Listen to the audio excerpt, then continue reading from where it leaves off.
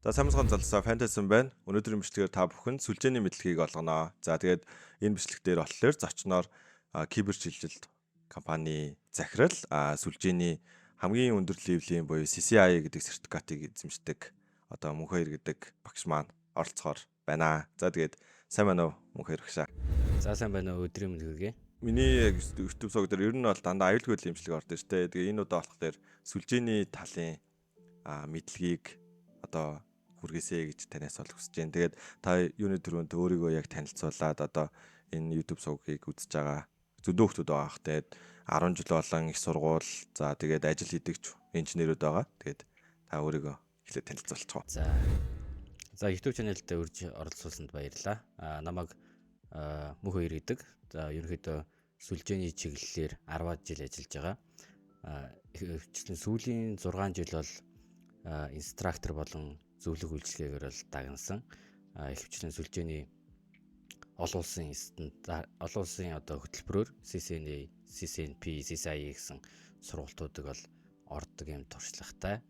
За ерөнхийдөө аюулгүй байдлын салбарт бол сүлжээ гэдэг бол бас нэг яригдж явах хэвээр хамт яригдж явах хэвээр бас нэг чухал зүйл байдаг. Тэгэхээр аюулгүй байдлынхандаа бас нэлээ сонирхлын татах тийм яриа бас болох болов. Мөн сүлжээ сонирхож байгаа залууст бас мэдээж нэлээ хэрэгтэй зүйлсийг хөрөхийг бол зорж байна.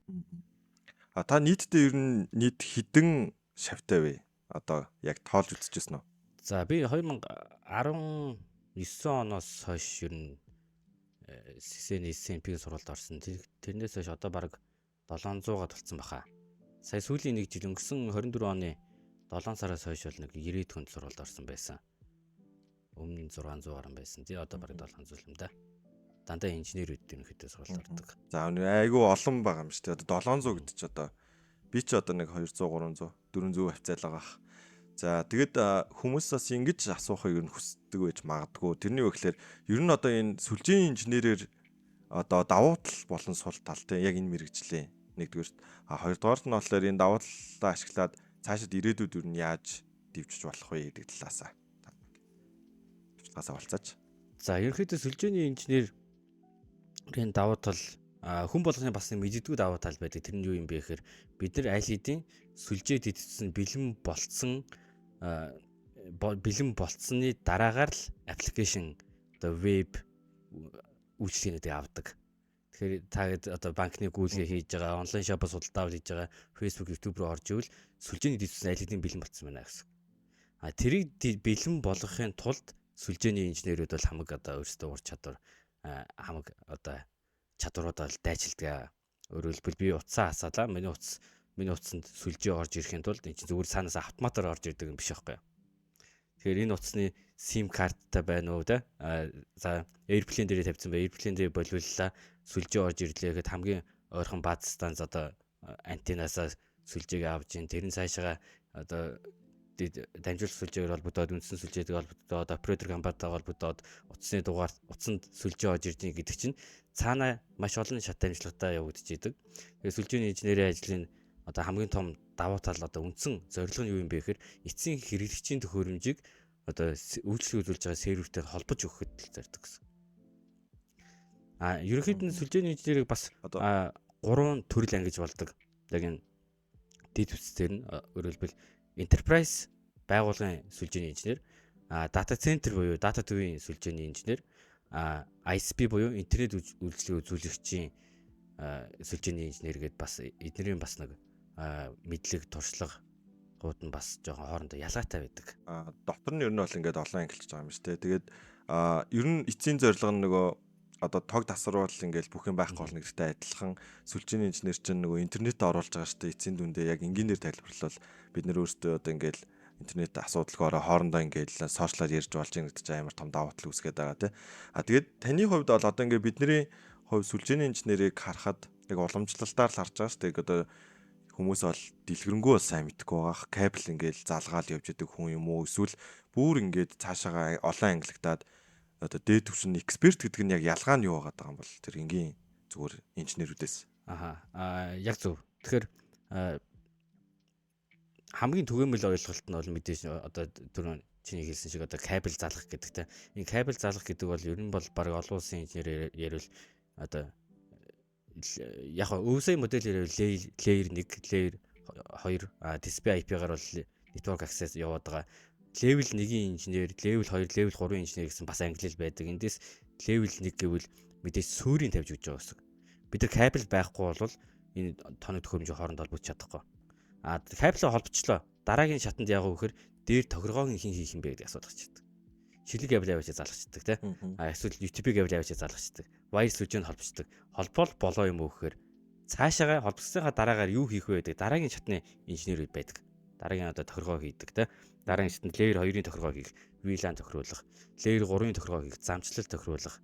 Тэгээд аюулгүй байдлын тохиргоо хийх гэдэг инженерүүдийн бол ялгаанууд байгаа. Яг ямар одоо орчинд ямар инженер нь очиж ажиллах вэ гэдэг нь.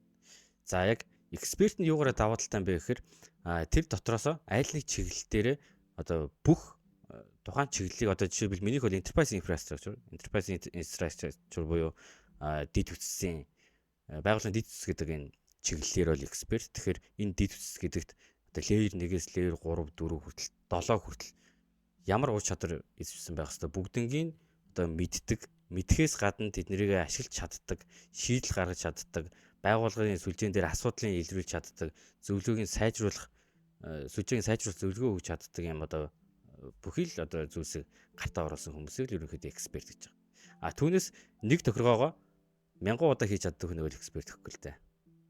Тэрийг чинь скрипт хийж чадна л та. Одоо нэг сүлжээний яг үндсэн layer гэдээ яриад байгаа шүү дээ. Тэрийг яхад одоо зүгээр гэр бүлийн одоо Univision ч юм уу Skymed-ийг ашиглаж байгаа гэдгээс эхлээд дээшээ бүр том байгууллага хүртэл хэрэгжиж байгаа бах те зүгээр гэртээ access point тавьсан ч хүмүүс байгаа даа гэр интернет гэдсэн. Тэгтээ тэгээд эдний ер нь ингээд дээшлэх тусам яг юугаараа ялгаатай болоод байгаа. Одоо том байгууллага дээр таны хувьд бол илүү туршлагатай байгаа. Тэгэхээр тэр байгууллагууд одоо энэ жишээгээр яаж сүлжээг ер нь зохион байгуулт юм бол одоо ерөнхийдөө түрүүн би хэлсэн нэг 3 төрлийн сүлжээний инженер байгаа гэдэг. Enterprise infrastructure гэсэн төрлөө, data center, тэгээ ISP гэсэн 3 төрөл байгаа.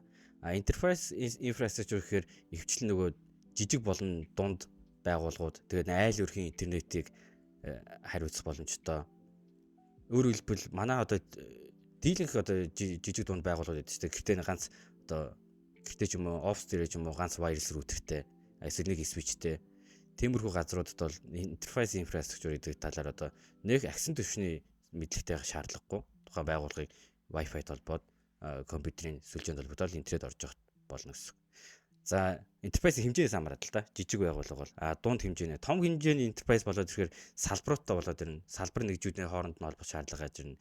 Энэ үед болохоор салбаруудын хооронд нь яаж холбох вэ? VPN холболт яаж хийх вэ гэд дараагийн агсан түвшний мэдлэгтэй IT-ийн сүлжээний инженерүүдийн баг хэрэг болдог. Одоо жишээлбэл банкнд ч юм уу эсвэл оператор компани байлаа гэхэд одоо оператор компани интернетийн үйлчлэл үзүүлж байгаа компаниуд бүл бүтэн тусдаа хилцүүд бас явж идэг. Дамжуулахын инженерүүд, одоо радиогийн инженерүүд, core системийн инженерүүд гэдэг тусдаа тэд нар мэдээж сүлжээний инженерүүд гэдэг бол ганц хүн хийгээ бүгдийг болгочдөг юм биш. Тэгэхээр тэдний дотроо дахиад ур чадвараар ялгагдаад ирдэг.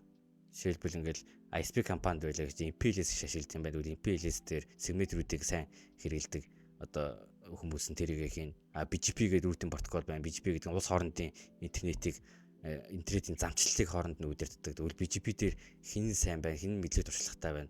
Тэр талын хүмүүс нь илүү тэр тал дээр ажилладаг гэдэг. Цаашаа одоо тохиргоо протокол ашиглалтаараа бас ингээд задраа явчихдаг. Одоо таны хувьд бол яг энд багшлаа 700 гаруй хүнд ер нь багшилсан. Тэгээд CCIE буюу одоо сүлжээний хамгийн өндөр левлийн сертификатыг эзэмшдэг байгаа шүү дээ. Ялангуяа enterprise гэдэг. Тэгэнгүүт ингээд нэг байгууллагуудад сүлжээний зөвлөгөө өгөөд явж байхад ер нь Монголд гэдэг ирчээ. Уусаа дэлхийд дахинд гэхээс илүү Монголд компаниуд ер нь сүлжээн дээр нийтлэг гаргадаг алдаа нь юу вэ? Таны хувьд архитектур дээр. Хамгийн нийтлэг гаргадаг алдаа бол мэдээж яг ингээд сүлжээний одоо мэргэжлийн зүгээс ярих юм бол бүх төхөөрөмж нь мэдээж физик холболтол нэг сүлжээнд байгаа. Бүх төхөөрөмж нь одоо логикоор нэг сүлжээнд байдаг. Одоо камер, хэрэгштэй төхөөрөмжүүд, камерууд, вайрсууд тий бүгдээрээ нэг сүлжээнд байдаг. Энэ бол хамгийн нэгдүгээрт аюулгүй байдал. Өөрөөр хэлбэл тухайн байгууллагын сүлжээнд байгаа ямар ч ажилтан одоо нэгтлэн ч юм уу, борлуулалтын менежер ч юм уу, эсвэл гадны зочин ч юм уу, вирус холбоосын хэрэглэн бүгдээрээ камер руу хандах боломжтой. Камерын дефолт нууц үгтэй байдаг ч юм уу. Сервер рүү хандах боломжтой гэсэн. Нийтлэг асуудал бол юм. Бүгдээрээ нэг сүлжээнд байждаг. Энэс үүсээд сүлжээн дээр нь саатал үүснэ, интернет нь удаашна. Тэгээ хүмүүс интернет удаашаад байгаа шалтгаанаа мэддэггүй. Гинт сүлжээнүүд орж гараад байдаг. Яг нь сүлжээний инженер луп үүс гэж ярьдаг. Луп үүсээд байна. Сүлжээ удаашчлаа гэдэг. Хамгийн том шалтгаан нь тохиргооны асуудал дээр явж идэг. Бүгднийг нэг сүлжээнд оруулж ирээл бөөгнөрөөд явж идэг. Энэ тохиолдолд бид нар гаднаас авж байгаа ISP-гаас авж байгаа интернетийн хурдаа нэмүүлээд ямар ч нэмэр байхгүй. За окей, баярлалаа. Энэ дээр нөгөө нэг яг хүмүүс бас нэг асууж магадгүй гэсэн нэг тийм амар топ асуулт байгаа юм заяа. Тэгээ тэр нь юу юм бэ гэхэлэр одоо оюутан юм уу эсвэл 10 жилийн хүүхдүүд эсвэл их сургуульд одоо ороод яг энэ сүлжээний мэрэгжлийг ч юм уу сонгоод ер нь явах сонирхолтой хүмүүс байгаа. Тэгээд энэ хүмүүст ирээдүйн ер нь сүлжээний чиг хандлага те одоо зүгээр яг ингээд дан роутер свич хийж яхад болох юм уу эсвэл бүр цаашаа нөгөө одоо таны ордог сургалт DevNet гэдэг юм програмчлалтай сүлжээ холбогдсон сургалт ус байгаа даа штэ. Таны хувьд бол илүү экспертийн хувьд бол чиг хандлагыг бол мэдж байгаа байх. Тэгэхээр энэ дээр ер нь таны хувьд яг тэр хүүхдүүдэд яг ахын хувьд зөвлөхөд яг юу гэж зөвлөх вэ сүлжээний инженер болох ч хүүхдүүдэд. За маш гоё асуулт байна. Маш гоё асуулт, маш хэрэгтэй. Энэ ер нь одоо 10 жилийнхэн оюутнууд тэр систем одоогийн инженерүүд ч гэсэн бүгдэнд нь хэрэгтэй маш чухал сүлжээний инженерийн чиглэл гэж юм байна. Хуучин бид сүлжээний инженер гэхэд кабельтай зуралддаг, сүлжээний төхөөрөмжтэй тохиргоо хийдэг гэж ойлгодог байсан бол одоо сүлжээний инженерт ямар юм хэрэгтэй нэхэр бид нар шууд цаг үетэйгээ хөл нийлдэг болсон. Одоо шууд одоо ChatGPT ашиглаад, AI ашиглаад явж штэ. Энэ шиг сүлжээний инженерүүд сүлжээний одоо програмчлалын чадварыг ашиглаад сүлжээ үүдэх боломжтой болсон. Network programmability гэдэг ойлголт 5 жилийн өмнө Cisco бол DevNet-гээ сурвалж гаргаж ирсэн. Тэгэхээр network programmability гэдэг ойлголтыг заргаж ирсэн. Тэр бол сүлжээний програмчлал биш. Бид нар сүлжээний програмчлал ойлгох гэдэг. Програмын чадварыг ашиглаад сүлжээг яаж удирдах вэ гэдэг. Тэгэхээр жишээлбэл оюутан залуус 10 жилийн хүүхдүүд сүлжээгээр явж байгаа хүүхдүүд одоо юунд анхаарах хэвээр ямар мэрэгжилтэй чадвар эзэмшсэн байх хэвээр вэ гэхээр хамгийн түрүүнд Python програмчлалыг сурах хэрэгтэй. API-ийн ялгааг мэдчих хэрэгтэй. REST API сурах хэрэгтэй. Linux сурах хэрэгтэй. Docker контейнер сурах хэрэгтэй. Cloud сурах хэрэгтэй. Ингэж бид нар сүлжээний автоматжуулалтын 90 үед одоо ерөөхдөө ирчээд байгаа. Байгууллагуудын авж байгаа тоног төхөөрөмжүүд нь бүгдээрээ одоо API дэмждэг, сүлжээний автоматжуулалтыг дэмждэг болж ирж байгаа гэсэн. Сүлжээний контроллер гэдэг төхөөрөмжийг гараад ирсэн. Тэгэхээр DevNet гэдэг сургалт би өнгөрсөн жил бас ганцаарчсан нэг сургалт Монголд бас нэг орсон. DevNet гэдэг нь сүлжээний инженерт DevOps-ын чадварыг эзэмшүүлэхэд зориулдаг. Үндсэндээ сүлжээний инженерийн чадвар дээр нэмээд Linux тэгээд Python програмчлалын хэлийг нэмжиж байгаа. Ирэх жилээс Cisco-гоос бас нэг гаргасан нэг гоё хөтөлбөр байсан юу гэхээр DevNet-ийг албан ёсны нийслэлийн өөрчилж байгаа network automation болгож байгаа. Тэгэхээр ирчлээс CCNA automation, CCNP automation, CI automation гэж юм гарч ирнэ. Тэгэхээр сүлжээний инженерүүдийн ирээдүй бол automation дээр явж байгаа шүү. Automation тэгээд automation хэрэглээс сурчгаар бид нар AI-ыг ашиглахад бол хаана юу болоод байгаа гэдгийг бол өөрсдөө бүрэн удирч чаддаг болно гэсэн. За окей, таны яг хэлсэн юмнуудыг бол тэмдэглэж авсан байх гэж бол найдаж байна. Тэгээд эдгээр одоо зүйлүүдийг сурахад ч юм бол яг AI ашиглаад бусад юмнуудаар ингээд self learning хийгээ явж болно. Бас их сургууль гээд явж болно. Гэхдээ энийг илүү хурдцах зорилгоор зарим хүмүүсд тийм сонирхол гэж магадгүй. За тэгвэл энэ яг эксперт яг тань шиг юм эксперт левел болсон тохиолдолд мэдээж ингээд цалин ингээд бас эхлээд байгууллагуудад хэрэгтэй бүр зайлшгүй хэрэгтэй мэргэжил байгаа шүү дээ. Тэгэнгүүт яаж энэ богино хугацааны иймэрхүү одоо сургалт ч юм уу одоо нэмэлтээр юм заавар зөвлөгөө өгдөг тийм үйлчлэгээ бас байд юм болоо тэгвэл яг яаж холбогдож ирнэ одоо тэр зүйлийг авдаг вэ? Ерөөхдөө мэдээж юм сурна гэдэг бол мэдээж цаг хугацаа маш их зарцуулна. Дээрээс нь сурж байгаа зүйлүүд дээр нь туршлагагүй болвол нэлээд мөнгө цаг хугацаа ер нь бол алдна. Энэ дээр өгөх зөвлөгөө бол туршлагатай хүнээс богино хугацааны сургалт авбал бас найдвартай. Тэгэхээр яг одоо жишээ нь манай компани хувьд бол сүлжээний сургалт, сүлжээний аюулгүй байдлын сургалтууд ерөнхийдөө ордог. Тэгэхээр миний хувьд сая бас өнгөрсөн 7 хоногт сүлжээний аюулгүй байдлын сургалт, CCNP-ийн сургалт, CCN-ийн сургалтууд явагдаж дууссан. Одоо дараагийн эсэлтүүд нь явагдаж байгаа. Тэгэхээр тэгээ ер нь бол манай компани бол CCN болон CCNP-ийн сургалтуудаар үе шаттайгаар яг тийм бүдэд туршлагатайгаар системжилсэн байдлаар мэдлэгийг олгодог, цаг хугацааг товчлоход нь ерөөхдөө бас туслана. Тэгэхээр хэрвээ яг сонирхож байгаа хүн байвал сургалтнууд хамрагдаж болно. Тэгээ хамгийн гол нь эксперт левлийн хүнээс сургалт авах бас шал ондоо шүү гэдгийг бас нэг хэлмээр байна. Өөрөөр хэлбэл энэ суралцах гэдэг юм чинь туулаад явцсан хүмүүс нь заавал арай одоо өөр мэдлэг туршлага авнаа. Өөрөөр хэлбэл миний хувьд би өөрөө Cisco-гийн 9 шалгалт өгч ирсэн. 9 удаагийн шалгалт нийт $5,000 шалгалт өгч ирсэн. Тэгэхээр шалгалтын дээр юу ирдгүү, шалгалтанд яаж бэлддэгүү, шалгалтанд яавал тэнцэх үү, шалгалтаас гадна тэр одоо мэдлэг ур чадварыг яаж одоо практик дээр ашиглах уу гэдэг дээр юм бүрэн юм одоо туршлага одоо надад ерөнхийдөө байгаа. Тэгэхээр туршлагатай хүнээс одоо үн цэнтэй мэдээлэлээ авч чадах юм бол бид нэр цаг хугацаа хэмнэж чадна. Дээрээс нь богино хугацаанд сайн суралцж чадна гэсэн. За окей. Одоо ер нь нэг сүүлийн асуулт руу орчъя. Тэгээд демогоо үргэлжлүүлж тэ. За таны хувьд яг сүүлийн асуулт болохоор энэ CCI гэдэг энэ левлийн сертификат байгаа шүү дээ. Энийг яг авснаас хойш таны амьдрал ер нь яаж өөрчлөгдсөн бэ? За энэ сертификатыг авснаас хойш бол ер нь бол нэлээд том өөрчлөлт болсон. За юу том байсан бэ гэхээр би өөрөө бас богино хугацаанд айгүй сайн одоо суралцаж айгүй сайн юмыг ойлгож одоо чадсан. Өөрөөр хэлбэл бэлтэж явах хугацаанд би өөрийнхөө оюуны дасгалыг сайн хийсэн. Энэ нь бол цаашдаа би надад ийм энэ эксперт левлийн сертификат авч чадлаа. Одоо энийг цаашаа чадах юм байна гэдэг боломж гарч ирсэн. Тэгсэн гарч ирснээс гадна би энэ туршлагаа бусдаа хувааж болох юм байна гэдэг боломж гарч ирсэн. Тэгээ өөрийнхөө мэддэг чаддаг бүхнээ би бусдаа хуваалцъя гэд сургалт орж яваад одоо зөндөө инженерүүдээс сургалт орсон. Дээрээс нь дараагийн боломжууд нь өндөр түвшний сертификаттай хүмүүсээс сургалт авах сонирхолтой хүмүүс их байдаг. Өндөр түвшний сертификаттай хүмүүсээс зөвлөх үйлчлэгээ авах сонирхолтой байгууллагууд их байдаг. Тэгэхээр хамгийн том давуу тал нь бас ийм байгууллагад холбогдохдоо эксперт левел сертификаттай хүнээс зөвлөгөө авъя. Танаас зөвлөмж үйлчлэгээ авах гэсэн, тохиргоон дээр troubleshoot хийх гэсэн ингээд хүмүүс шууд сертификатаар нь үнэлээд ороод ирдэг нь бас нэг давуу талтай. Санагдсан. Тэгээ энэ их том боломж ерөөхдөө олгосон. Тэгээ ер нь олон улсад амар үнэлэгдэж байгаа бах те. За ер нь нөгөө яг ярианы сешн маань үүгээр дуусч байна. Тэгээд илүү дэлгэрэнгүй мэдээллийг бол одоо энэ бичлэгэн дээр ер нь ингээд тавьчаа те. Одоо утгагүй бас яг энэ чиглэлийн сургалтыг ер нь бол зарлагдахаар байгаад байгаа те. Тэгээд тэр сургалттай холбоотой сургалтын жижигхэн хэсгийг нь ер нь лаб хэлбэрээр демогоор үзүүлэхээр одоо бэлдсэн байгаа шүү дээ. Энэ CCN левлийн лаборатори. Тэгэхээр энэ ерөөдөө CCN сургалтын дээр бол энэ пакет трейсер ашигладаг. Тэгээ оюутан залуусууд ч гэсэн хичээл дээр сүжээний хичээл дээр пакет трейсер ерөөдөө ашиглаж байгаа. За энэ дээр тоглог дээр VLAN 10, VLAN 20, VLAN 30 гэсэн сүлжээнүүдийг би энэ дээр бэлдсэн байгаа. Энэ дээр ерөөдөө юу үзүүлэх гэж байна гэхээр access list-ийн талаар access control list ACL гэдэг те. Тэгэхээр энэ бол хандлтын удирдлага. Энд VLAN 10, VLAN 20, VLAN 30 гэдэг гурван тусдаа сүлжээ байна.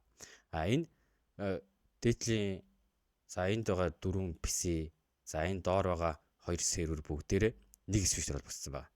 Нэг физик switchтэй. Тэгэхээр энэ бол уламжлалт байдлаар бол бид нар нэг switch руу холбогдсон бол бүгдээрээ ижлэг нэг сүлжээ гэж ойлгодог байсан. VLAN гарч ирснээс хойш нэг switch руу орж ирсэн ч гэсэн одоо бүгдээрээ логикийн хувьд өөрөө тусдаа сүлжээ.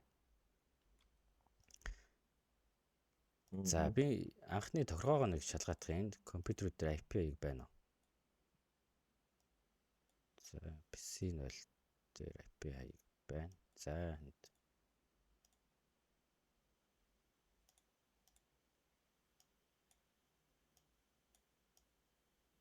IP-г одоо нөгөө шинээр гэж байгаа хүүхдүүд маань бол энэ програмын нэг нас зарим нь мэдэхгүй байж магадгүй те. Тэгээд энэ дээр нь яаж энэ компьютеруудаа оруулаад ингээ ногоон өнгөтэй болох уу гэдгийг ч сайн мэдэхгүй байгаа шүү дээ. Холбогдсон гэдгийг тэрний талаараас тайлбарлаад өгөөрэй. За энэ програм дээр ерөөхдөө ажиллахад бол бүх сүлжээний төхөөрөмжүүдийн доор энэ зүүн доод буланд байгаа. Эндээс бид нар end device гэвэл эндээс компьютерудаа ингээд жирээд гаргаад ирнэ. За дахиад эндээс router байна, switch байна. За switch гаргыг гэвэл эндээс switch-ийг чирээд гаргаад ирнэ. За энэ switch-ийг энэ компьютертэй холбоё гэвэл энэ одоо connection-ийн цахилгааны зурагтай кабелууд байгаа. За энэ кабелаас хамгийн ихнийх нь бол автоматар холбогддог кабел. Энэ кабел дээрээ дараад switch дээр дараад компьютертэй холбочихно. За дахиад энэ кабелээс аваад switch дээрээ дараад энтлийн switch рүү ингээ холбочихно. За компьютер дээр IP-ийг өгөхийн тулд за хэдлийн энтлийн PC дээр одоо PC3 дээр дараад энэ компьютер дээр нь десктоп хэсэг рүү орохоор энэ дээр аппликейшнуд байгаа. Тэгэхээр энэ аппликейшнээс чинь IP энд бол CMD байна, command prompt байна. За энд IP configuration гэдэг дээр нь IP хаяг тохируулах хэсэг байна. За энэ IP-г 3 гэж тохируулчих. Тэгээ одоо чинь command prompt-оос хэдлийн IP config гэдэг командаар ерөөс энэ Windows-ийн command prompt гэсэн IP config гэсэн команд IP-г харна. За gateway рүүгээ эндээс ping гэдэг үзье. 10 21 gateway болох нь.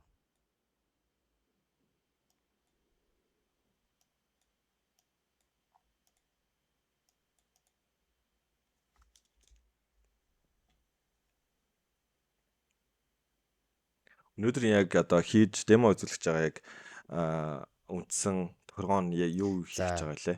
Энд дэр хийж байгаа. Түрүүн би ESL гэж орхисон те. ESL гэдэг нь юу юм бэ гэхээр хандлтын удирдлага. Энд дэр хэдлийн эхний ээлж нь энэ VLAN 10, VLAN 20, VLAN 30 гэсэн энэ ногоон шар синхруулагдсан компьютерүүд бүгдийн хооронд нь одоо хандлтаа болгоно. Пингдэж үзнэ. Энд дэр шат дээр бол серверүүд байгаа. Тэгэхээр серверлүүгээ веб хандлтаар орж үзэж болно. За дараа нь хандлтыг хязгаарлах юм. Тэгэхээр энэ бол байгууллагуудад за жишээлбэл VLAN 10 бол IT staff буюу IT-ийн ажилчдын сүлжээ байна. За VLAN 20 бол guest буюу зочдын сүлжээ байна. Тэгвэл зочдын сүлжээнээс IT-ийн сүлжээ рүү хандлтын хязгаарлая гэвэл энэ хязгаарлалтыг firewall дээр тохируулдаг. Эсвэл router дээр тохируулах боломжтой байдаг. Энийний жишээг одоо хэдлээ энэ дээр үсгэж байгаа. За эндээс хэдлээ troubleshoot хийе явчих. Энэ дээр 21 рүү буюу gateway рүүгээ ping хийсэн болохгүй байна. Энэ бизнес тэгэхээр энэ маань fast noiling 4 дээр холбоотой. За switch-ийнхээ за show VLAN командаар энэ packet tracer ерөнхийдөө Cisco-гийн switch root руу дандаа юм command line-аар ажилладаг. Тэгэхээр энэ дээр тохиргоо хийхээр бол дандаа command-таа л ерөнхийдөө ажиллана гэсэн үг. За энэ switch дээр байгаа бүх VLAN-ыг хардаг command. Тэгэхээр энэ дээр switch дээр default-оор VLAN 1, за VLAN 1 дотор ийм портууд холбоотой байна. Өөрөөр хэлбэл энэ switch-ийн эдгээр портууд дээр аль ч порт руу холбосон VLAN нэгт харьяалагдана гэсэн үг. За саяных fast noiling 4 байсан те. Guest VLAN 20 дээр fast noiling 4. За эндээс нэг юм шалгаадах юм.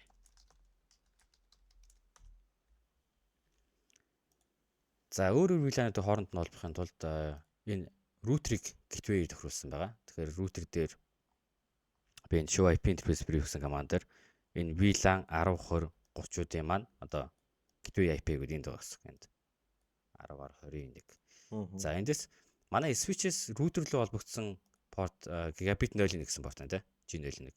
Тэгэхээр gigabit 0.1 гэдэг порт маань хэдүүлээ эндээс харвал VLAN 1 дээр gigabit 0.1 байна шүү дээ. VLAN 1 дээр. Тэгэхээр энэ router руу холбогдсон учраас олон VLAN буюу бүх VLAN-ыг дамжуулж явах хэрэгтэй. Тэгэхээр track port байх хэрэгтэй гэсэн. Тэгэхээр VLAN-ы талаарх ойлголтыг access port гэж юу юм, track port гэж юу юм, олон VLAN-ыг яаж дамжуулдаг гэдэг ойлголтыг бас CCNA сургалтаар ерөнхийдөө хэлрэнгүй ойлгох бол боломжтой. За би энэ ерөнхийдөө товчхон гол одоо зүйлээ явуулъя. Тэгээ одоо энэ зарим командууд бол ингээд сүүл рүү одоо эксперт олчингууд баг ингээд ганцхан үсэг тавьчихж байгаа тийм. Яг үндэ бол амар уртаар бичсэн. Одоо энэ ерөнхийдөө команд мэддэг хүмүүс бол очилж авчих. Одоо жишээлбэл энэ бол ингээд бичгээд хангалттай командууд байгаа. Тий. За show interface trunk. За trunk port-а харъя. Trunk port-а энэ show interface trunk-ыг харж байгаа. Gigabit 0.1 дээр одоо түрүүн би хэлсэнтэй track port бүх олон VLAN дамждаг. Тэгэхээр 1-1500 хүртэл VLAN-уудыг дамжуулж зөвшөөрсөн.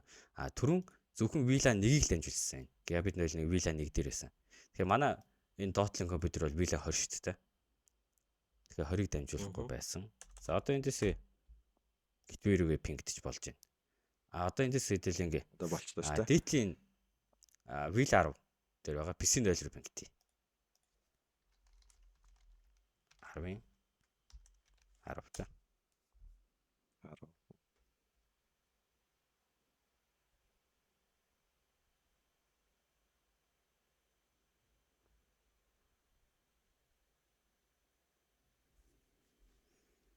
За PC 0 руу пинг. За PC 0-ийнхоо тохироо шалгая. Тэгээд Gateway нь 10-ийн тийг байна те. За эндээс Gateway рүүгээ пингдээ. 10 1 рүү. За энэ Gateway рүү болж байна да. Gateway рүүгээ болж байна. Эсвэл би анхны тохиргоон дээр нэг энэ өмнөх тохиргоотой байсан байна. За би энийг яаж мэдсэн бэ гэж жишээлбэл эндээс 2023 гэдгээр пингдэж байгаа да. Dot-Link компьютерлөө тэгсэн чинь Destination host unreachable энэ хост руу очиж чадахгүй байна гэдэг хариу 10.10.11 буюу Gateway-ээс ирсэн. Router-ээс ийш очиж чадахгүй байна гэдэг хариу. Packet trace-тэй бас нэг давуу тал нь юм шүү. Би эндээс simulation mode руу ороод алхамаар нь одоо хараад суралцж болно. Тэгэхээр одоо оюутнууд ялангуяа энэ packet trace-тэй даалгавар маш их хийдэг. Тэгэхээр таагээд энэ яг энэ дээр ямар нэгэн тохироо хийж яхад цаана юу болоод байгаа юм бэ гэдгийг таагээд харахыг хүсвэл нь simulation баруун доод бол simulation дээр дараад одоо эндээс бид нар маш чухал зүйлсийг харах боломжтой. Жишээ нь одоо эндээс сая дахиад пингдээ. PC 0-оос энэ 10.23 руу пингдэж байгаа. Энэ Dot-Link компьютерлтэй. За энэ улаан энэ бол манай пакэж ICMP. Энийг задлах юм бол энэ дээр одоо өвсөө энэ 7 layer гарч ирээд layer 3 дээр source IP нь 10.10.10 Destination IP нь 10.10.23 гэдэг. За тэгээд эндээс ингээд би энэ сум дээр дараад ингээд алхамаар явуул. Ингээд пингдэнгүүт switch дээр ирээд тэгээд router руу очиж байгаа. Гарцын router руу очиж байгаа. За router дээр очиж устж чинь те энэ устж. За одоо ил үзэх юм шүү дээ. Энэ яагаад устж байгаа юм болоо гэдэг. Тохиргоон буруу болохоо устж байгаа юм болоо эсвэл өөр ямар нэгэн шалтгаан байгаа юм болоо гэдгийг мэдхийг хүсэл зүг энэ дээрээ дараад мэдж болно. Packet trace-ийн давуу тал. За одоо харъя. Одоо хоёлаа эндээс энэ layer 3 дээр даръя. За энэ дээр яасан бэ гэдгийг харъя. За энэ орж ирсэн порт дээр inbound access list байна гэж тэ. ID 100 гэсэн дугаартай. Ийм access list байна. За тэгээд пакет нь энэтэй дараах одоо өгдөлтөө таарсан байна. Пакет message-тэй. За юутай таарсан бэ гэсэн чинь deny ICMP энэ 10-таас хэлж 10.10.0 гэдэг сүлжээнээс за энэ бол ихнийх нь source гэсэн. Destination 10.10.20-тоос сүлжээ рүү одоо ICMP илгээхийг хориглосон байна гэсэн. Эсэл хийсэн байна. Ийм учраас пакетыг хориглоод дроплсон гэж. Тэгээ пакет tracer бол ийм одоо тайлбартайгаа шүү. Суралцахад маш их хэрэгтэй байгааз. Одоо энийг үргэлжлүүлэнгүүт router-ээс буцаад энэ мессеж одоо очиж байгаа. Одоо router-ээс буцаад хариу очсон байна. Энэ router-ээс юу ирсэн бэ гэхээр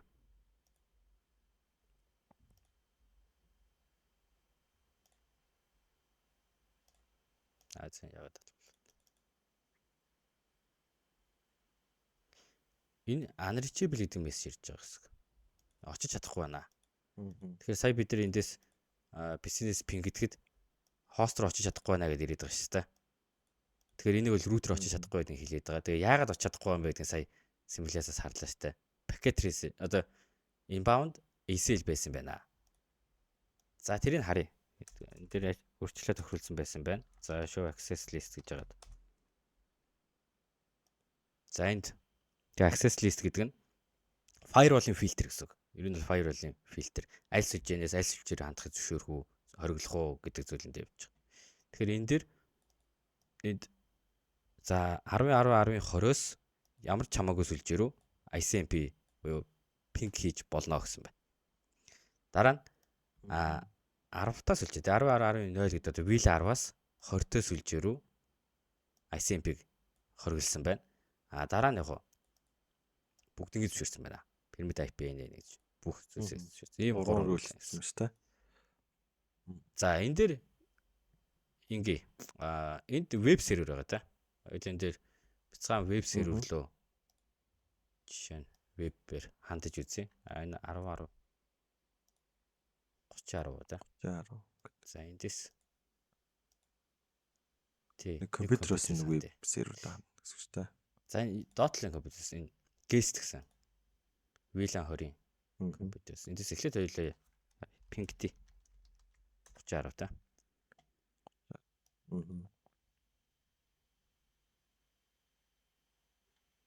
За болж юм пингээ хариу бол ирж байна. Одоо энэ компьютерийн веб браузерээр оръё.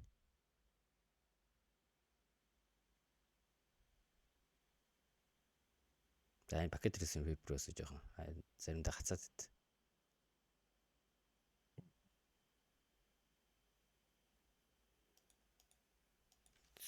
За веб руу орсон.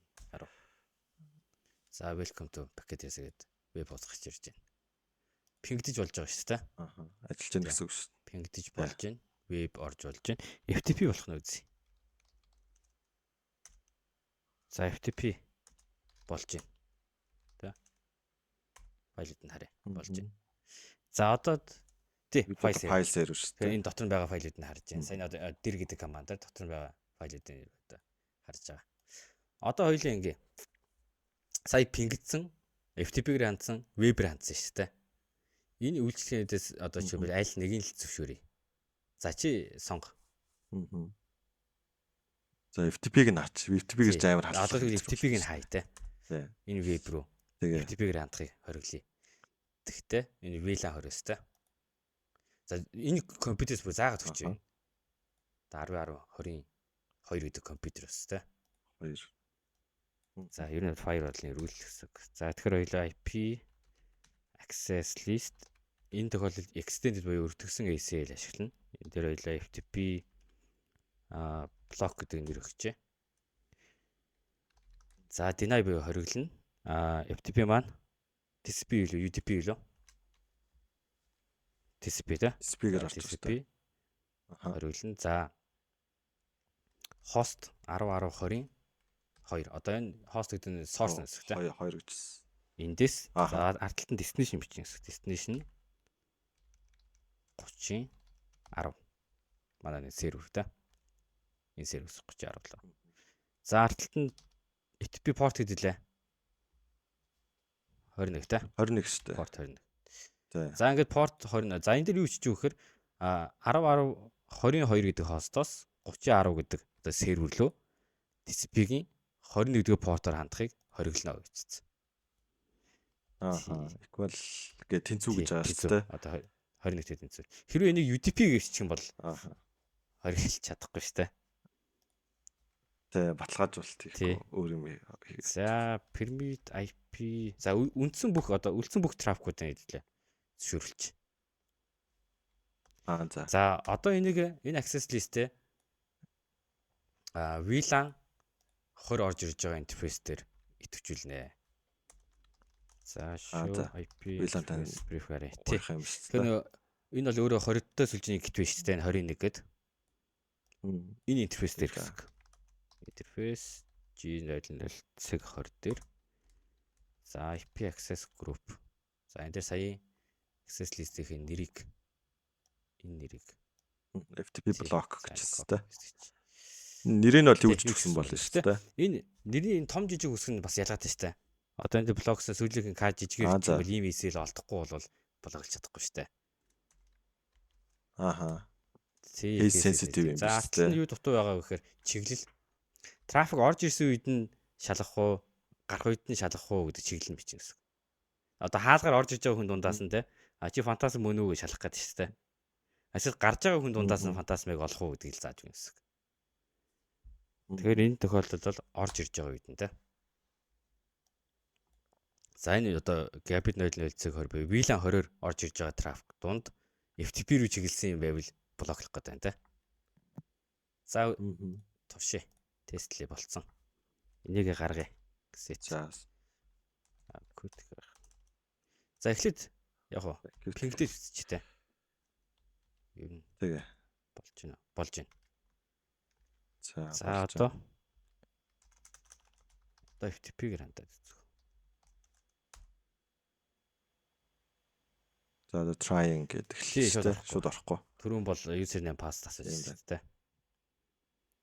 Мм. Одоо вебээр болголоо. Вебээр хаагүй үзтэй байлаа. Үзгөө. Тэ болох одоо.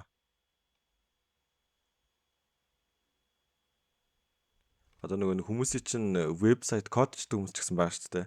Вебсайт руу шууд доменыг бичээл ханддаг. Тэгтэл арт нь бас зөндөө юм байгаад байдаг. Тэгээс. Layer 7 дээр ажиллаад байгаа шүү. За одоо ингэж. За би болж байна. Одоо жишээлбэл энэ бол энэ сервер IP гэх тэ. IP. Энийг доментэй холбоогүй үл тэгэл DNS сервер гэж бас тустай байна тэ. Тэг жишээлбэл өөр одоо энэ дээр бас DNS оруулчих хэлбэрхаа энэ веб сервер дээр DNS гэж оруулаад одоо энэ дээр бичих гэсэн. За юу гэж нэрвэх вэ? Домен FTP сервер хөө. server.com гэдэг тэ. За IP-ны 30 10 шүү дээ. 30. За ингээл DNS. Одоо ингээл доменээр FTP server.com гэх юм бол 30 руугаа явнаа. Ингийн тулд бидний хаяга бичихгүй. Компьютер дээр DNS байх хэрэгтэй. Энэ дээр давхар DNS тохируулж хүмүүсийн чинь дефолтоор Google-ийн DNS яваад байдаг шүү дээ. 888 гэж дээ шүү дээ. Энэ дээр DNS сервер IP бичээд за хоёул одоо эндээс пингдээд үзье. FTP server.com гэлөө. Авалж та. За шууд болж байна те. Тэгэхээр хандаж болно л гэсэн. Веб дээр одоо IP бичихгүйгээр домен бичиж орж болно гэсэн те.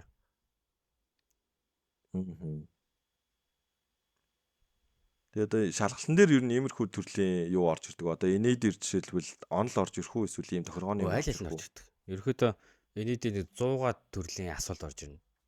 Тэр дотроо лаборатори нэг 5-6 лабораторийн тохиргоонуудаас ороод ирсэн явж идэг.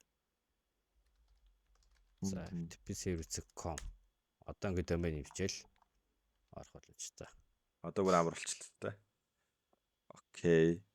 За энэ PC 3-аас эндээс саяны доменыг бичихгүй орж үзье. Доменыг бичээд орж үзье. За тэгээ. Орхолоо. VLAN-гаар нь явцсан юм чинь болох юм шүү. Доменыг бичээд одоо PC 3-аас. Юу DNS-ээ тохируулахгүй бол. DNS тохируулаагүй шүү дээ. За харъя. Тохируулаагүй шүү дээ. Хүмүүс нэг нийтлэг гаргадаг ал да. За DNS байхгүй хад л. За. Веб болохгүй болчлаа гэдэг. Болохгүй байна гэдэг. За манай миний пакетээс хатсан. За. Энэ дэр. За ордерс. FTP server.com. Тэ болохгүй байна те. Тэгэхээр сая бол DNS яасан. Компьютер DNS байхгүй. Тэгэхээр бид нар бас ямар ур чадвар хэрэгтэй вэ гэхээр асуудал юунаас болж байгаа вэ гэдгийг хайж олох одоо troubleshooting skill хэрэгтэй гэсэн. Тэгээ энэ дэр жишээлбэл сая бол шууд DNS нь байхгүй шүү дээ чи ингээд шууд хэлчихэж байгаа шүү дээ. Энэ шиг юугаа төрүүлж шалгах вэ гэдгийг хүмүүс юм хурдан одоо мэддэг байхын тулд технологио сайн мэдж явах хэрэгтэй. Ойлголттой бүгднийг мэдж явах хэрэгтэй. Тэгжээс дараа нь troubleshoot хийх хэрэгтэй. Магадгүй доменыг буруу бичсэн байж болно шүү дээ. Доменыг буруу бичсэн үү? Эсвэл DNS-ээ бичиж өгөөгүй юу? Эсвэл өөр асуудлууд байна уу гэлтэй. Өөр зөндөө асуудал иж болно. Одоо VLAN буруу, gateway буруу, back filter ч юм уу. Тэгэхээр нөгөө аюулгүй байдлын салбарах ч угаасаа яг юм problem solving skill амар өндөр өдөө шүү дээ. Тэгсэн чинь бас сүлжээний тал дээр бас одоо эн чинь болохоор зүгээр жижигхэн сүлж байгаа даа шүү дээ. Тэнгүүд чинь бүр юм аалсын тор шиг амар сүлжээнүүд үүдэн шүү дээ. Одоо байгуулгын. Тэгээ тэр үед ер нь яаж таны хувьд best practice яаж ер нь troubleshoot хийдэг вэ? Тэр бол ерөөсөө яг үндсэн хүн концептыг мэдчих л болдог. Жишээлбэл тэр том сүлжээн дээр би хүмүүсээс асуудаг л да. Та яг юу ч болохгүй юм бэ? Юуг болгодог болохоор юм бэ? Тэгээ одоо ямар системийг хаанаас дуудмаар гэн би асуулгын аргаар ихлэ авчдаг байхгүй юу? Асуудлыг. юу руу орохгүй байна гинэ. Яавал орно гинэ гэж асууж агаад тэгэд хөөгд явчихдаг л та. Яг бол хөөхийн тулд угаасаа концепц юм бэ гэхээр рутинг, замчлал зөв байна уу? Одоо firewall-ын фильтр зөв байна уу? Гэдгээс эхэлж болно. Эсвэл layer 1-ээс эхэлнэ. Гэхдээ над руу хандж байгаа хүмүүс өөрсдөө анхан шатны трафшүүдийг хийцэн байдаг болохоор бас илүү амар гэдэг. Цаг хугацаа алддаггүй те. Ингэж үтсэн чи болдгоо, тэгж үтсэн чи болдгоо гингүүд нь би тэн дээр нь за эдгээр тэр хүртэл юмуд үтцсэн юм байна. Гэт том сүлжээн дээр чинь ерөнхий юм гараад ичдэг. Тэгэхээр над руу болж байгаа хүмүүс өөрсдөө трафшүүд хийсэн байдаг учраас тэр нь надаас цаг хугацаа хэмнэхэд аягүй боломж болгочдөг. Тэгээ хамгийн гол нь бол концепц мэдж яхад л. Тийштэй одоо суур юм мэдхгүй бол угаас цааш явахгүй шүү дээ. Тий. За тэгээ өнөөдрийн хувьд ер нь одоо энэ демогийн үндсэн зорилго нь болохоор ACL те одоо access control list гэдэг зүйл чинь айгүй чухал байгаа. Тэгэхгүй одоо нөгөө хакер байлаа ч гэсэн аюулгүй хүмүүс ер нь нилээ үдчихэж байгаа байх л та. Тэнгүүд ч нөгөө сүлжээний дотор пингийн шидэнгүүд ч юм уу эсвэл ийшээ nmap скан болохгүй ч юм уу нэг ингээ юм яриад та. Яг ард нь ийм юмнууд байдаг зөндөө хамгаалтууд байгаа гэдгийг бас мэддэггүй. Тэгээд зарим хүүхдүүд бас нэг өөрийгөө баригдахгүй гэдэг талаас бас нилээ буруу итгэхгүй юм бас хийгддэг. Тэгэхээр яг үүндээ ард нь сүлжээний экспертүүд бол тэрийг одоо мониторинг хийх, логин шүүх, за иймэрхүү trouble shoot хийгээд олчих бүрэн боломж байгаа. За тэгээд энэ лаб маань болохоор яг энэ хичээлийн хэддгээр ер нь хичээл гэж явдаг үлээ. За ACL чинь бараг л 12 дугаар хичээл байна уу? 10 нийтдээ 15 хичээл ордог. Тий. Тэгэхээр 12 3 хавцаа ACL ордог. Нилээ хойгоор ордог. Тэгэхээр ACL хүртлээ ингээд 10-аад хичээлийн турш болоод тэр хүртэл юу болдог вэ гэдэг бас сөөрөөд явж идэг нилээ чухал. Тийм тий. Одоо DNS-ч мэдхгүй хүмүүс зөндөөс орж ирж байгаа. Тэгэхээр бүр эхний хичээл дээр бүр нөгөө router switch-ээс үзээ. Одоо компьютер яаж IP-г авах уу? Энэ switch яаж энэ data port-оор орж ирж байгаа өгдлөө dot port-оор гаргах уу гэдгийг бүгднгийн суурьас наахнаас нь заагаа авчихна. Тэгэхээр нөгөө бүр одоо хүмүүс чинь зүгээр IP гингөө заа яг мэдээд идэв зарим нь. Тэнгүүд тэр IP-гийн ард нь тавигдаад байгаа slash гэд бичигдэж байгаа юм нүрт амар учраас тийм. IPv4, IPv6 бүгднгийн дэлгэрэнгүй тайлбарлана. Тэгэхээр хүмүүс орж ирээ сургалтанд суусны дараа яадаг вөхөр энэ IP гэж ийм учиртай юм уу те? Энд яагаад ингэж хичээд идэв те? Энэ 250 энийг ингээд өөрчлөхөөр юу болдгийг ингээд бүгднийг одоо мэддэг болоод гардаг. Нүдэн нэгдэл гарчдаг. Энэ IP гэж тийм. Ер нь бол утга учиртай юм байна шүү дээ. Хамаагүй бич болохгүй юм байна шүү дээ гэдэг те. Бүгднгийн л дэлгэрэнгүй заадаг да. Тэгээ нөгөө security-гийн хүмүүс над яг толгорч байсан бас нэг кейс ахгүй нэг өөрийгөө яг ингээл амар хакер гэж явддаг хүн байдаг. Тэнгүүд тэр хүн болохоор ингээ яг дотоод сүлжээнд ороод pentest ч юм internal network pentest тэнгүүд явж яснаа 192-тэй гээд яг ганц хаяг мэддэг 192-тэй. Тэгснээр нөгөө бүр гадаад хаягтай 200-тэй хаяг ч юм уу. Тэгснээр гинт 272-тэй хаяг ороод ирсэн чинь энэ одоо юу юм бэ гэж гацчихдаг ч юм уу те. Тэнгүүд заавал нөгөө сүлжээний мэдлэг хэрэг болоод байгаа тэрэн дээр. Тий, тэн дээр бас яг энтэй адилхан кейс юм бэ. 172 тэнгууд л 172-т бол бас дотоод сүлжээгээ ботчдаг хүмүүс байдаг. Тэгээ 172 дотор чинь public хаягийн рейнжтэй тусдаа бас нэг хаягуд байдаг. Тэрийг мэдэхгүй одоо зарим байгууллагууд тохиролцсон явждаг. Одоо зарим салбарууд дотоод сүлжээтэй 172-т сүлжээ тохируулангууд нөгөөтг нь манайх ингээ Office 365 авцаа нэвтрүүлсэн чинь одоо холбогдохгүй байна гэдэг нэг шалтгаан юу юм бэ гэсэн чинь нөгөө Office 365 ч юм уу 172-тай нэг public хаягтай бас нэг хэсэгтэй байсан. Тэр нь өөрсдийн дотоод сүлжээний 172-тай хаягтай давцсан ч юм уу. Иймэрхүү кейсэд бас гардаг. Хаягаа мэдэхгүй болохоор асуудал нь өөр болоо явждаг. Тэгэхээр бас нөгөө хүмүүсийн сургалтын цуузаар зорилгож яг мэдлэг олж байгаа юм. Түүнээс гадна ажил дээр гарч байгаа асуудлаа шийдэх байгаа даа шүү. Тэгэхгүй бол бараг л 4-5 жил тэр асуудлаа шийдэж чадахгүй яваа л гэдэг хүмүүсээс байдаг. Тэгээ сургалтын суусны дараа шууд очоод ингэж тэгэхээр одоо манай сургалтын сууж байгаа инженерүүдийн хамгийн тав давуу тал нь тийм байдаг. Манай ажил дээр ийм асуудал гараад байна. Би ингэж болдгоо гэдэг юм а сургалтын дээр ирээд бүх ойлголтоо аваад асуудлаа засаа гараа авчдаг. Бас нэг тийм сургалтаа дагаад өнгөө зөвлөгөө авчдаг бас нэг давуу талс байдаг. Тийм багшаасаа шууд засаа авчдаг те. За окей. Танд ер нь сургалтын талаар яриаг үйлдэлсэн зүйл байгаа юу? За сургалтын талаар бол ерөөхдөө бүгд бас нэг давуу тал юм бэ гэхээр сургалтын дээр ярьж байгаа бүх зүйл практиктайгаа хамт байдаг, лабораторитойгоо хамт байдаг. Тэгээд ажил дээр очиод хэрэгжүүлэх шууд бэлэн юм ярьдаг учраас хүмүүс энэ ярьж байгаа сэдв болгоно хүн болгоны ажил дээр ямар нэг асуудалтай уялдсан байдаг учраас айгүй том давуу талтай байдаг. Тэгээ энэ дээр бол би ерөөхдөө өөрийнхөө зүгээс бол хамгийн best practice гэсэн юм да шууд яриад явждаг болохоор тэгээд сургалтанд бас хамрагдах зорилготой хүмүүс байвал одоо бидэнтэй бас холбогдорой гэж хэлмээр байна. Тэгээд тэгээд надаас ч яг пэйжэр ч юм уу хүмүүс сууддаг. Сүлжээний сургалт заах уу гэд. Би чинь өөрөө сүлжээ талын биш аюул хөдлөлийн хүн болохоор тэгээд одоо ер нь бол тэгээ манай энэ бичлэгээр ер нь ойлгож авсан баха. Ер нь эксперт хүмүүсийг одоо хичээл заалгал бол амар үр дүнтэй байдаг гэд тэ. За окей. Өнөөдөр үнэхээр гоё ярилцлаа. Тэгээд ер нь shortly brief хийхэд ер нь бол сүлжээний ойлголт гэдэг бол маш том. Гэхдээ тэрийг нэг ойлгоцсон байхад бол суурийг ойлгоцсон байхад бол цаашаагаа явахад бол айгаа гайгүй. Одоо аюулгүй байдал шиг өдрө болго өөрчлөгдөд байх зүйл байхгүй. Гэхдээ нэмэлтээр шинэ технологиуд бас гарч ирж байна те. Тэгээ тэрийгэ дагаад дахаар хөгжөөл явчихад болно. Тэгэхээр эхлэхээс айхаас өмнө ер нь бол суурь маа сайн мэдчих хэрэгтэй болоо гэж бодод байна. Тэгээ та нэг үзэж байгаа хүмүүстэй нэг зөвлөгөө өгөө. Тэгээд хоёлоо ер нь яриагаад басах те. Тэгээ мэдээж суурь маш сайн мэдчих юм бол энэс цааш бид нар юуг яаж сайжруулж чадах уу гэдгээ бас бид нар харах боломжтой байдаг. Тэгээд миний бас нэг зүгээс ойлгосон нэг зүйл юу юм бэ гэхээр би сүлжээг маш сайн мэддэг болчлоо. Одоо яах вэ гэсэн чинь сүлжээгээ хамгаалах шаардлагатай юм байна гэдэг. Бас дараагийн юм гарч ирж байсан. Сүлжээний хамгаалттай.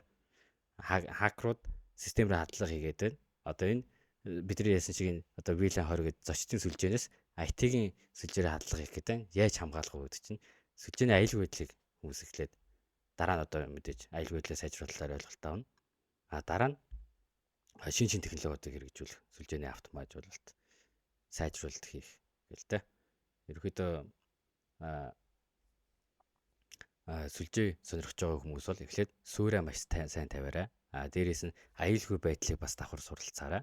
Тэгээд шин технологиуд руу тэг аль болох цаг алдахгүй суралцахыг зориорой гэж хэлмээр байна. За баярлалаа. Тэгээд өнөөдрийн бичлэг маань өөр өгөөстэй гоё боллоо. Тэгээд дараагийн бичлэгээр бүгдээрээ уулзцгаая. За тэгээд мөнхөр багшийн маань сургалтанд суугаарай гэж хэлмээр байна. Тэгээд тэрийг мэдээллүүдийг нь бичлэгний доор үлдээч. За тэгээд дараагийн бичлэгээр уулзцгаая бүгдээрээ баяртай. За баярлалаа.